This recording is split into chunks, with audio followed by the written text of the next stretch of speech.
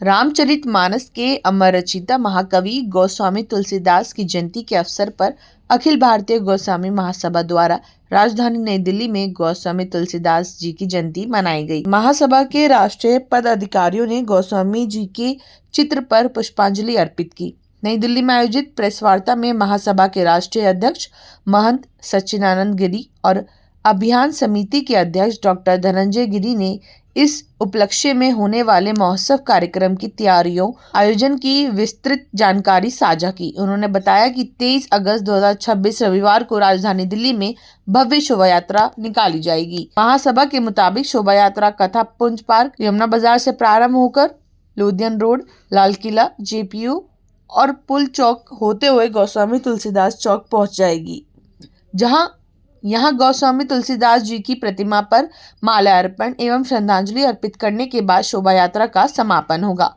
आयोजन में संत महात्माओं के अलावा सामाजिक, धार्मिक और राजनीतिक क्षेत्र की अनेक विशिष्ट हस्तियों के शामिल होने की संभावना है। उन्होंने कहा कि गोस्वामी तुलसीदास ने रामचरितमानस के माध्यम से धर्म, दर्शन, अध्यात्म की गहन अवधारणाओं को लोक भाषा में सरल एवं सहज रूप में जन जन तक पहुँचाया। उनकी रचनाओं में कर्तव्य, करुणा, संयम, सदाचार और लोक कल्याण जैसे जीवन मूल्यों का व्यापक संदेश मिलता है। यही वजह है कि 5 शताब्दियों से अधिक समय तक गुजर जाने के बावजूद तुलसीदास की रचनाएं और उनकी वाणी आज भी भारतीय जनमानस में उतनी ही प्रभावशाली है।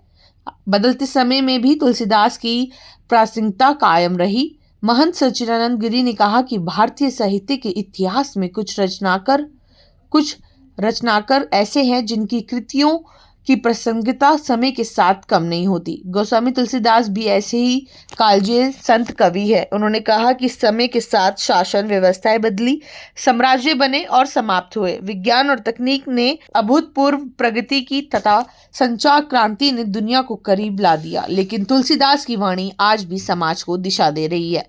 उन्होंने कहा कि तुलसीदास की प्रासंगिकता केवल रामचरितमानस की लोकप्रियता में नहीं, बल्कि उनकी उस नैतिक और आध्यात्मिक दृष्टि में निहित है, जिसमें धर्म आचरण का विषय है, शक्ति के साथ संयम जुड़ा है, ज्ञान के साथ विवेक आवश्यक है और जीवन का उद्देश्य लोक मंगल से अलग नहीं है। तो हम लोग कहते हैं ना कि भाई हमारी संस्कृति ने कभी किसी पर हमला नहीं किया। भगवान राम किष्किंधा का राज पाते हैं तो सुग्रीव को दे देते हैं कि लो भाई तुम्हारा है। हमें किसी की चीज़ों का कोई लस्ट नहीं, किसी का कोई मोह नहीं। लंका का विजय करते हैं और लक्ष्मण कहते हैं कि चलिए भैया देख लीजिए, तो कहते हैं कि ना, अभी स्वर्णमय लंका न में लक्ष्मण रोचते, जननी जन्मभूमि च स्वर्गादपि गरियसी। जननी जन्मभूमि स्वर्ग से बढ़कर है, उसके लिए सोने की लंका भी कुछ नहीं है। ये अगर आज का भाव आज की हमारी युवा पीढ़ी में आ जाए तो भारत सोने की चिड़िया, विश्वगुरु, विश्वामित्र सब चाहे हम जो दे लें, लेकिन हम पहली पंक्ति में दुनिया में खड़े हो सकते हैं। तो बाबा तुलसी को हम जो मैं समझ पा रहा हूँ, जितनी मेरी छोटी समझ है, हमारे सामने सारे पत्रकार मित्र बैठे हुए हैं जो अत्यंत ही ज्ञानी, गुणी और दिन भर कुछ नहीं तो ज्ञानी लोगों से मिलते जरूर रहते हैं, तो एक से एक बड़े ज्ञानियों से आपका वास्ता रहता है। तो जितना मैं तुलसी बाबा को समझ पाता हूँ उतना ही समझ पाता हूँ कि जितना हम खोदेंगे, जितना जानेंगे, जितना पढ़ेंगे, जितना उस गगन आकाश व्यक्तित्व की तरफ हाथ बढ़ाएंगे, कुछ न कुछ हमें मिलता जाएगा। जो ज्ञान के सागर हैं वो हीरे की खान है, जिससे जब भी हम हाथ लगाएंगे, जब भी उधर जाना चाहेंगे, कुछ न कुछ पाएंगे। और इसको लेकर के मैं अपने मंच पर बैठे हुए अपने साथ सखा लोगों को, मित्रों को और परिवार के बड़े लोगों को धन्यवाद देता हूँ। आदरणीय गोस्वामी समाज के राष्ट्रीय अध्यक्ष महंत सच्चिदानंद गिरी जी, उनके बगल में धौले पहलवान जी, मेरे बाएं ध्रुव नारायण पर्वत जी, हीरानंद गिरी जी, डोरीलाल गोस्वामी जी, विवेक गिरी जी और मुन्ना पहलवान जी। अब जब हनुमान जी की बात हो रही है तो पहलवान जी की भी चर्चा होनी जानी चाहिए। तो इस सब लोगों ने मिल करके ये तय किया है कि अगले रविवार को 23 तारीख को बड़ी विशाल झांकी निकलेगी, शोभा यात्रा निकलेगी, और कहाँ से कहाँ निकलेगी ये बताने के लिए और क्या कार्यक्रम होगा, मैं महंत जी को निवेदन करूंगा कि एक बार इस पर प्रकाश डालें, उसके बाद फिर मैं समापन करूंगा। अब कोई ना कोई ऐसा इस धरती पर अवतरित हुआ है जिसने सनातन धर्म को पुनः जीवित किया है।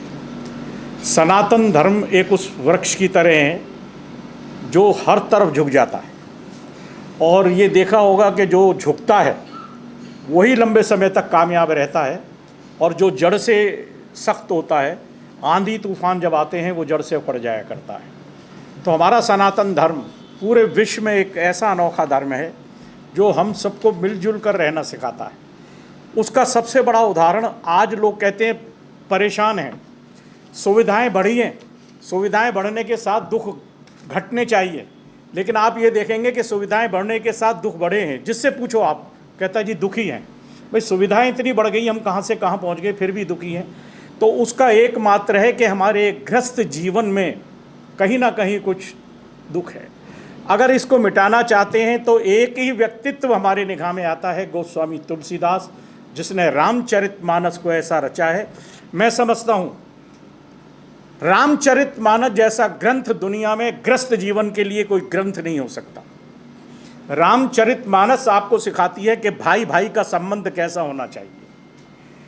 रामचरितमानस आपको सिखाती है पिता और पुत्र का संबंध कैसा होना चाहिए। रामचरितमानस हमको सिखाती है कि माँ और पुत्र का संबंध कैसा हो।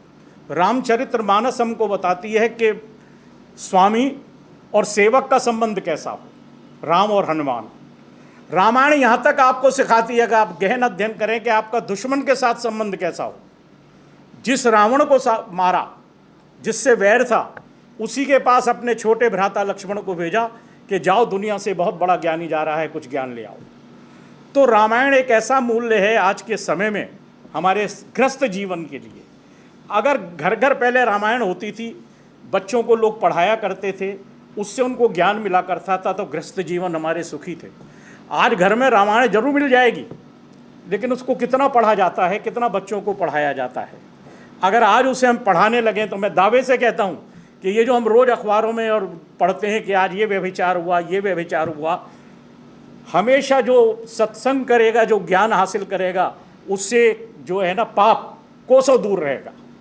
तो ये हमको पुनः करना चाहिए, और यही सोचकर अखिल भारतीय गोस्वामी महासभा ने हमारे डॉक्टर धनंजय गिरी जी से विचार विमर्श करके ये निर्णय लिया कि हमें एक बार 30 साल पहले हमने दिल्ली के अंदर बहुत बड़ी गोस्वामी तुलसीदास जी पंचशती थी, इन दिनों हमने मनाई थी। परेड मैदान से लाल किला से शुरू हुआ था जुलूस, और शोभा यात्रा रामलीला मैदान पे समाप्त हुई थी। उन दिनों चैनल नहीं होते थे, एक दूरदर्शन चैनल होता था, उस पर इसका प्रसारण हुआ, और इतना बड़ा जुलूस था कि नई सड़क पे हमारी पहली झांकी थी और आखिरी झांकी परेड मैदान पे थी। 30 साल हो गए जब देखा कि भाई व्यभिचार और बढ़ रहे हैं, तो हमने ये निर्णय किया कि क्यों ना हम हर साल गोस्वामी तुलसीदास जी की जयंती मनाएं, और उनकी रामायण घर घर है, और लोगों में ये प्रचार करें कि घर में अपने बच्चों को रामायण जरूर पढ़ाइए। लोग कहते हैं भगवान कहाँ है, किसने देखा है। मैं आपको एक उदाहरण देता हूँ, सबके सामने है भगवान, लेकिन हम लोग देख नहीं पाते। आप एक पौधा लगाइए छोटा सा, वो पौधा टेढ़ा होने लगता है, हम क्या करते हैं, एक उस पर खपच्ची लगाते हैं, तार बांधते हैं उसको सीधा करने के लिए। किस लिए? कि हमें मालूम है ये अभी सीधा होगा। अगर ये पेड़ बन गया और शाखा टेढ़ी हो गई, फिर उसे सीधा नहीं कर सकते। पौधे को ही सीधा कर सकते हैं।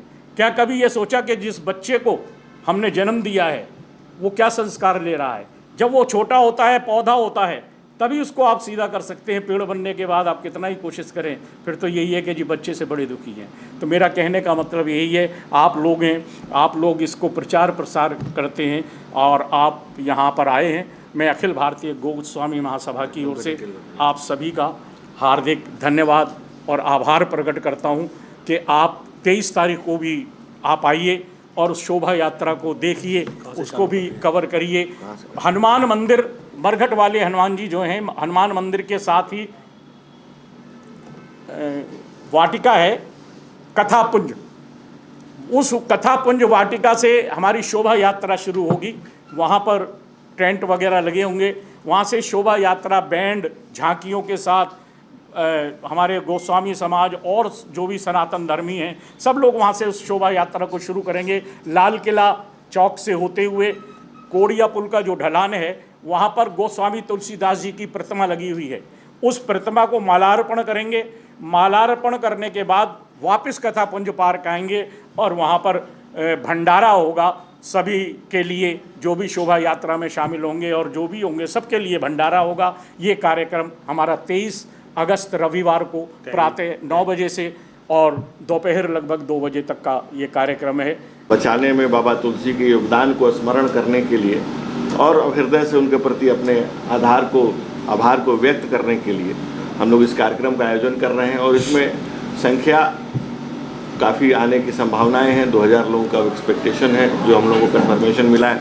और भी जो लोग आए, अब हमारे मीडिया के साथियों की वजह से मीडिया ने दूरियां मिटा दी हैं, अब वर्चुअली को बहुत दूर नहीं रह गया है। अब आपके सहयोग से ये चीज़ें और दूर तक फैलेंगी। जैसे बाबा तुलसी की जो रामायण है उसमें राजभवन है तो वन भी है, राजा है तो निषाद भी है, ऋषि हैं तो वनवासी भी है, युद्ध है तो करुणा भी है, दर्शन है तो लोकगीत की सहजता भी। और उस वर्सेटाइल चीज़ को, उस व्यक्तित्व को बाबा सनातनी समाज को बचाने में और हिंदू संस्कृति की रक्षा में बाबा तुलसी का जो अप्रतिम योगदान है उसको शब्दों में व्याख्यात नहीं किया जा सकता। यही कहा जा सकता है कि उनके प्रति स्नेह, श्रद्धा और आभार व्यक्त करने में हम जो गिलहरी योगदान अपना समाज के लिए कर पाएँ वो हम करने का प्रयास करेंगे। और आपसे भी प्रार्थना करेंगे कि आपके हाथ में जो संचार तंत्र की ताकत है, इससे आप जहाँ तक बात को फैला सकें, बाबा तुलसी को घर घर पहुँचे। आपके माध्यम से अब तो घर घर से ज़्यादा मोबाइल पहुँचने की बात है, अब तो रील्स पे पहुँचने की बात है, अब तो सैटेलाइट के माध्यम से जन जन तक पहुँचने की बात है। तो मैं आपके प्रति आभार व्यक्त करता हूँ, कृतज्ञता व्यक्त करता हूँ और प्रार्थना करता हूँ, निवेदन करता हूँ कि 23 तारीख को रविवार को उस झांकी का में अगर आप पधारें तो हम अनुग्रहित होंगे, आभारी होंगे। बहुत हृदय से धन्यवाद, आप सबों ने अपना बहुमूल्य समय दिया, इसके लिए मैं आपको हृदय से आभार व्यक्त करता हूँ। गोस्वामी समाज की ओर से आभार व्यक्त करता हूँ और समाज को भी आभार व्यक्त करता हूँ कि उन्होंने इस संचालन समिति के लिए मुझे अध्यक्ष के रूप में नामित किया और निवेदन किया कि मैं इसको आगे बढ़ाऊँ। तो बाबा तुलसी के लिए जो जितना मैं कर सकता